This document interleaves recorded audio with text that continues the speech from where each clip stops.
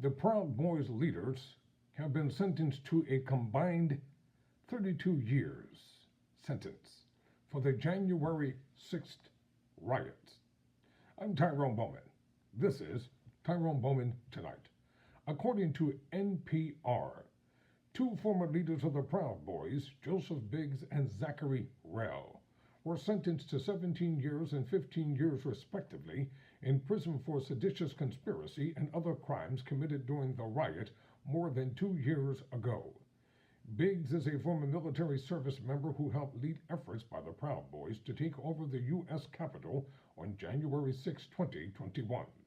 Rell, also a former military service member, was a leader of the Philadelphia chapter of the Proud Boys. Judge Timothy J. Kelly also sentenced Biggs to 3 years of supervised release and a ban on any interactions with organizations that advocate violence against the government. In his sentencing of Rell, Kelly said he, Biggs, and others participated in a national disgrace that contributed to the ruin of America's tradition of a peaceful transfer of power. The sentence is far below the 33-year sentence for Biggs and the 30 years for Rell sought by prosecutors. Both penalties are also below the most severe sentence of 18 years given to Oath Keepers founder Stewart Rhodes in his separate seditious conspiracy convictions for his actions during January 6th. Back in May, Biggs and Rell were convicted alongside former Proud Boys national chairman Enrique Tarino and other fellow Proud Boys member Ethan Nordine. A fourth defendant, Dominique Pezzola, was acquitted of seditious conspiracy but found guilty of assaulting, resisting, or impeding certain officers and robbery involving government property. Prosecutors wanted to apply a terrorism enhancement, which leads to longer prison terms.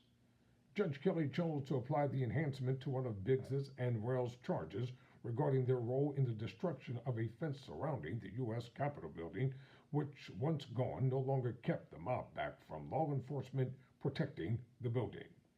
But Kelly said he believed Biggs and Rell had no intention of killing anyone and had no motivation to incite mass casualties.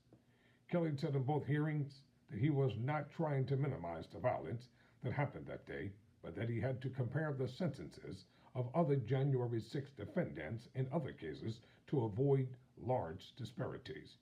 There was a great deal of violence that day, no doubt, Kelly said. It is a miracle there wasn't a greater loss of life. As the first of the 5 co-defendants in the Proud Boys' January 6 case to be sentenced, Biggs and Rell's punishment indicate what penalties the other 3 members they were convicted could be facing. Pezzola will be sentenced Friday.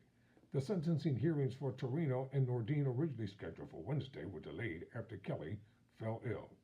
Nordine's hearing is rescheduled also for Friday, with Pezzola and Torino's for Tuesday, September 5. Before being sentenced, Biggs begged for forgiveness and leniency. He downplayed his role in the January 6 riots and said that day was set to be the last event he planned to do with the Proud Boys, as he plans to step back from the organization. I was seduced by the crowd, Biggs said of the mob in front of the U.S. Capitol. Curiosity got the better of me, and I will regret that for the rest of my life. Biggs cried as he begged Kelly to allow him an opportunity to be present for his young daughter, who he said was molested by a family member and is now in the care of his mother. I am not a terrorist, he said. I know I have to be punished, but at least give me the opportunity to take my daughter to school one day. During his trial, Rell painted himself as a family man. He has repeatedly denied assaulting officers, even as he was confronted with video of him spraying law enforcement officers with chemicals. When he addressed the court, Rell was emotional throughout his speech. Rell said he lost military benefits and professional licenses he's worked for, and he promised he was done with politics. I'm done with all of it, he said. I'm done with peddling lies for other people that don't care about me. He continued, I'm sorry for everything that happened. January 6th was a despicable day. I did things I regret. I made my family suffer because of it. I'm Tyrone Bowman.